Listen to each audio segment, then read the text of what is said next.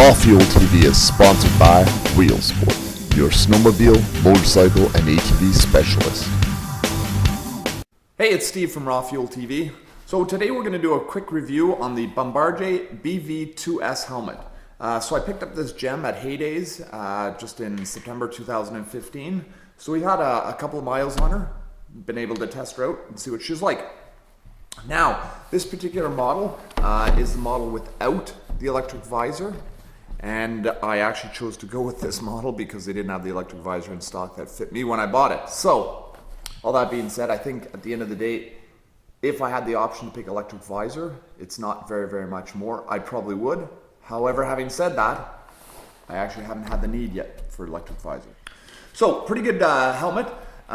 It's got a visor, this one here, which goes up and down really nicely, really easily with gloves on. Pretty nice. It's got a real sweet seal system. So because it seals really well, it's ultra quiet. You don't get any air that's going through. It's got a nice rubber seal gasket at the top as well as at the bottom. So that's a pretty awesome feature of this thing.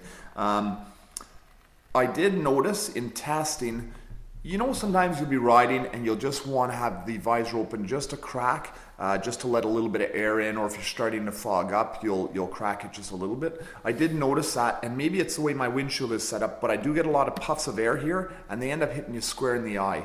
So that was kind of annoying. But I never needed to have this visor open due to fogging reasons. It never, ever fogged. It was amazing in that regard. You know when you buy something and it works as advertised? Well, that's what this gem does. She works as advertised. It works awesome. So the other things are, it comes with a sun visor. Again, very easy to use. It's just with a flick of your glove. It comes down, pops up with the flick of your glove. So that's a really cool feature. Other things are, it's got the breath cup, which again works really easily with your gloves on. So the breath cup itself opens up in this fashion. It's basically just two buttons you squeeze in and the cup itself opens up. This is your breath cup, and it's a surgical rubber which forms, it's a nice soft surgical rubber which fits around your face. It kind of hooks your chin here and gets the top of your nose here, and basically the purpose of it is that when it goes onto you, that it keeps the humidity inside the cup, and it allows you to inhale through these one-way valves and exhale through this valve here. They even put in it's not really a filter, but it's a breath filter / moisture catch that goes within the cup itself. And what that does is it traps the humidity from your breath.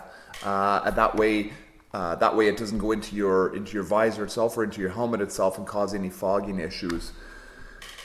These things do get soaked. After one use, they are pretty wet. They will dry out and they can be reused, or you can just go to Bombardier. You can buy yourself, I think it's a 10-pack. Don't know exactly how much it costs, but it's not crazy expensive. But you buy yourself a 10-pack of these and you can replace them, let's say every ride, or maybe even every 2 rides. The breath cup itself is adjustable. It goes in and out based on how big or small your face is. So it pretty much will fit everybody.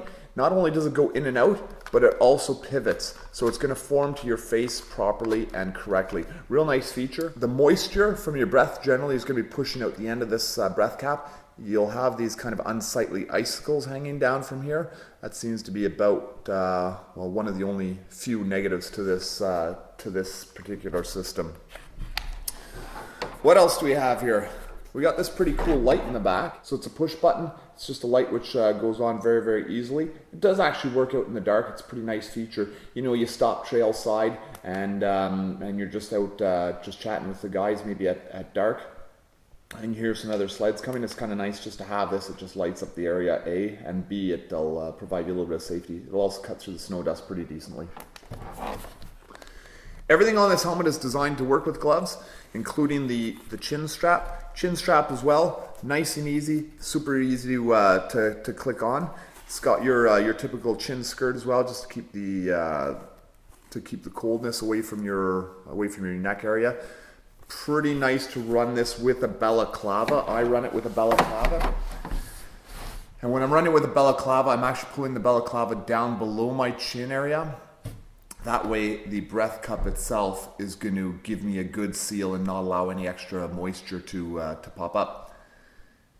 I did use this with a beard. I had a beard for a few weeks, and I did run this with that, and it sealed up just perfectly. There was no issues at all with the beard, so whether you've got a beard or not, it is a-okay to use. Now the visor on this really is pretty good. It's quite wide, and it's almost like you're wearing a set of goggles when you have this visor on. It kind of gives you that extra peripheral vision, so that is pretty sweet. And it does go down quite easily. Having said that, typically with some of my other helmets, I would just kind of smack the visor with my hand to force it to close. These aren't ultra cheap, these visors, so I've adopted, and same with the guys that we're riding with that are running these helmets, you kind of grab the top of your visor and you use that to click it closed just so you don't scratch this. Now it is an injection molded plastic, which is pretty amazing. The sight lines are really nice and clear. So what are the general pros and cons to this helmet? How do I feel about it? Would I buy this again, or would I buy this for my family to use? Absolutely, for sure. It's going to be my next purchase. When I'm buying a new helmet for anybody else in my family, it's going to be this one here for sure. There are a couple of gripes about it. I hate putting this helmet on. I hate it with a passion. Every time I put this on, I'm like, oh my God, I hate this. It folds your ears over every single time. It's not really user friendly for putting it on. However, once it is on, it is pretty top notch. It's very comfortable, and there's a reasonable amount of room that you can just kind of tilt it and maneuver it. And then with the adjusting cup, you can make that fit, and it's going to work out so it's grabbing your jaw, the top of your, or the base of your jaw, as well as your nose area. What are the other gripes about it? Sometimes you'll hit the on switch for the rear light and you won't notice it during the daytime. So that's another, I guess just another, not negative there, but you may end up going through a set of batteries on this if you're touching this this button and you don't notice it. Pretty cool though to be able to step off your machine immediately when you stop it and not have to worry about that annoying electric visor cord. So the helmets we had before this had the electric visor cord, and every time you'd step off the machine, you've got to unplug it from the machine, or you'd step off of it and then it would follow you around until it eventually snap loose, and then you're dealing with pulled wires, stuff like that. So it's super, super nice not to have a cord to have to deal with. And the very last piece that you'll want to be cognizant of or cautious of is if you are doing a long trip and the weather's going to be in and around the freezing mark.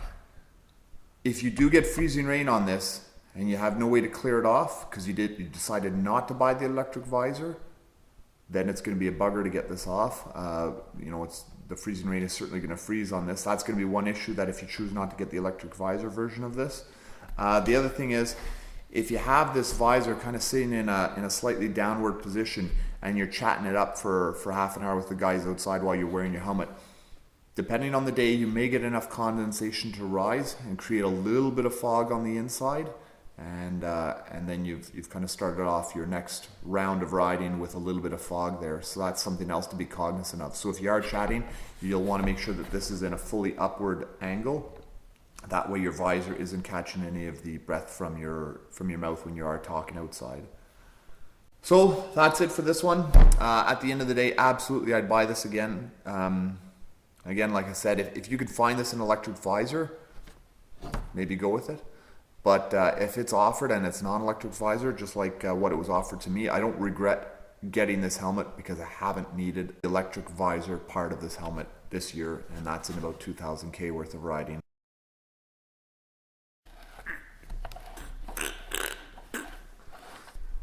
If you enjoy these videos, subscribe to our channel, like us on Facebook, or check us out at www.RawFuelTV.com.